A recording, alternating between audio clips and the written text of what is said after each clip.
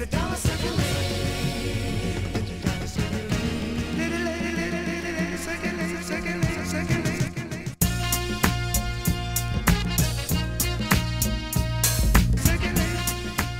here at Indie Night Film Festival, and I'm here with Tameka Jacobs, and I would want to know, can you please introduce this lovely project that you brought here tonight and tell us a little bit about the story behind it? Okay, yeah, so tonight Dave was nice enough to let me kind of venture out of his usual film norm, and I was able to show a sizzle reel for a book of mine called Jenny's Story that should be coming out hopefully within the next 6 months.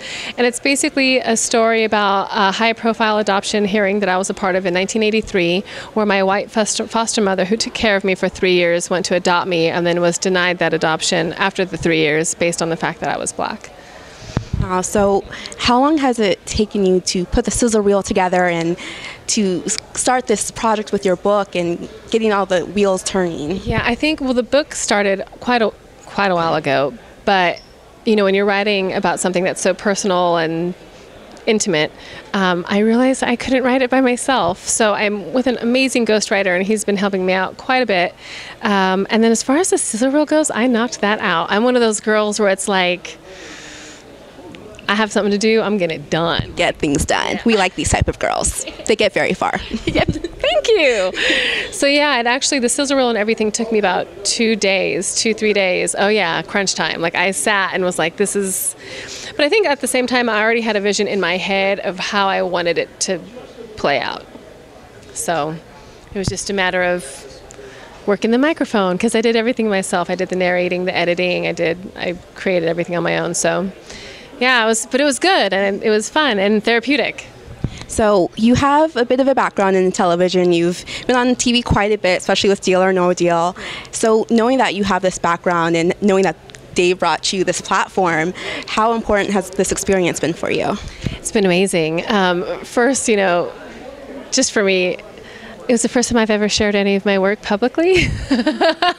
We're so privileged. You have no idea. I came and I dropped off the disc, and when Bob took the disc from my hand, I kind of wanted to pull it back, like, oh no, because this means people are going to watch it. But it was a really great experience, and it was really nice to see so many people clapping and being so supportive, because you never know, you know, when you put yourself out there like that, what you're going to get back. And you know, just a few minutes into the reel, because well, it's only 4 minutes long, so quickly into the reel, you know, I just heard people in the audience saying, wow, and it was just an amazing experience. And then right after, when we came up to go to the lounge and mingle and pass out our business cards, I was stopped in the hallway, and there was an adopted girl, well, she's now a woman, in the audience, and she came up to me and she said, I did not expect to come here and cry. But it's just like, that's what I'm not going to say that's what I want people to do, because I don't want people to cry, but it's really nice that people are able to connect.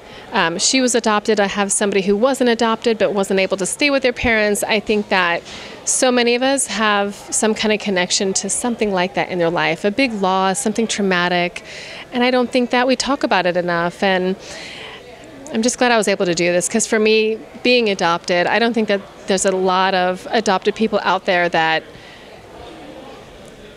represent the rest of us right. Or people just have messed up stuff. They see the reel and they're like, well, you turned out okay. And I'm like, yeah, I can read and write, and I have a gym membership, and I'm a fully functioning adult. Right. So I hope it does really help to break down some of those barriers. And I think, you know, another thing that came across just the other day, when I searched the hashtag adoption or adopted, it's all cats and dogs, which is great. Support your local pound. But at the same time, that was just a little bit of shade right there. Just a little bit. I mean, but how come we're not hashtagging our beautiful adopted children and our wonderful adopted parents and all the foster moms that like sacrifice their normal lives to take care of kids that just need love? Like, we got to use that hashtag wisely. It's great that you have a dog, But I have a great dad, and nobody hashtagged that. Well, speaking of hashtags, you did mention that you have this lovely hashtag, Tameka Jacobs, which is a way for people to keep in touch with you socially.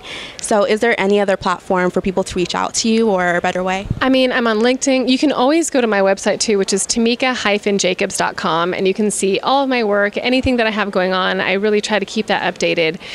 Then you have Twitter, at Tameka_Jacobs, and then you have Instagram, which is at Tameka.Jacobs. There's a lot of Tameka Jacobs, so I couldn't get a consistent one for us. But if you do, like you said, search the hashtag, it should be easy to pull up I'm out there. I'm all over the place. LinkedIn, you name it. Come find me and get my book when it comes out. Of course, your book. So she had a beautiful, powerful story, and I'm so glad you took a couple minutes to talk to us more about it. So thank you so much for speaking with us. Thank you. And once again, thanks for Dave Brown. Thank you for putting this wonderful platform together where we can all communicate and pass out cards, and all us creative people can come together and keep it moving forward.